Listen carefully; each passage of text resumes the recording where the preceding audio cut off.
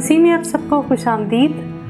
पाक कलाम में से आज हम पढ़ेंगे लूका की अंजील, उसका 17 बाब, उसकी 5वीं आयत। इस पर रसूलों ने खुदावंद से कहा, हमारे ईमान को बढ़ा। खुदावंद ने कहा, अगर तुम में राई के दाने के बराबर भी ईमान होता और तुम इस तूत के दरख्त से कहते कि जड़ से उखड़कर समुंदर में जा लग, तो तुम्हारी मानता। पाक कलाम के पढ़े जाने और सुने पर खुदावंद की बरकत हो। प्यारे मसीही बहन भाइयों, आज का कलाम जो है वो ईमान के बारे में है। इस आयत में लिखा है कि अगर आप ईमान से कुछ भी मांगे तो खुदा आपको देगा।